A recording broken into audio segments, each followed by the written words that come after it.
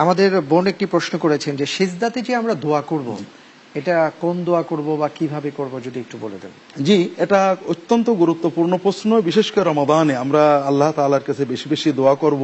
আল্লাহ রাসূল সাল্লাল্লাহু আলাইহি ওয়াসাল্লামের শেষ ওসিয়ত সোমবার দিন সকাল বেলায় ফজরের সালাত আদায় করছেন রবিউল আউয়াল মাসের সম্ভবত 12 তারিখ সোমবার সকালে রাসূলুল্লাহ সাল্লাল্লাহু আলাইহি ওয়াসাল্লামের সাহাবীগণ ফজরের সালাত আদায় করছেন। রাসূলুল্লাহ সাল্লাল্লাহু আলাইহি ওয়াসাল্লাম অসুস্থতার কারণে ঘরেই আছেন, একটু সুস্থ হয়ে কাঁধে ভর দিয়ে দরজার কাছে দাঁড়ালেন, পর্দা সরানো হলো, সাহাবায়ে কেরাম আনন্দে উল্লসিত হলেন তাকে দেখে যে তিনি হয়তো সুস্থ হয়েছেন, নামাজ পড়বেন। তিনি ইশারা করলেন যে তোমরা থাকো।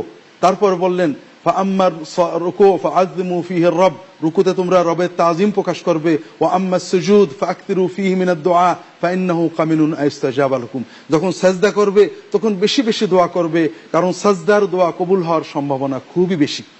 কাজে আমরা সাজদায় সব দোয়াই করব, সবকিছু চাইবো, দুনিয়া আখিরাতে সকল কথা চাইবো, তবে চাওয়ার ভাষাটা হবে আল্লাহ তাআলার কাছে আবেদনের ভাষা, মানুষে মানুষে কথার ভাষা নয়। রাসূলুল্লাহ সাল্লাল্লাহু আলাইহি ওয়াসাল্লামের শেখানো সুন্নত দোয়াগুলো মুখস্থ করলে ভালো হয়।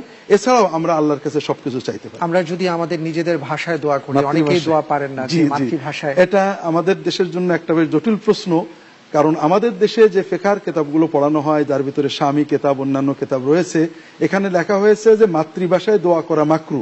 কেউ কেউ বলেছেন মাকরু মানে মাকরু তানজিহি, অনুচিত, কেউ বলেছেন বেশি মাকরু তাহরিম।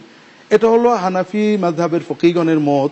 তবে হানাফি মাযহাবের ফকিহরা যারা মিশর, সৌদি আরব, সিরিয়া, তুরস্কে আছেন, তারা বলেন না, অনারব ভাষায় মাতৃভাষায় সালাতের ভিতরে সেজদা করার কোনো দোষ হতে পারে না, কারণ দোয়া তো বান্দা আল্লাহ তাআলার কাছে নিজের মনের ভাষাতেই করবেন। এই জন্য আমরা চেষ্টা করব আরবি কোরআনের আয়াত দিয়ে কোরআনের দোয়া অথবা হাদিসের দোয়া দিতে।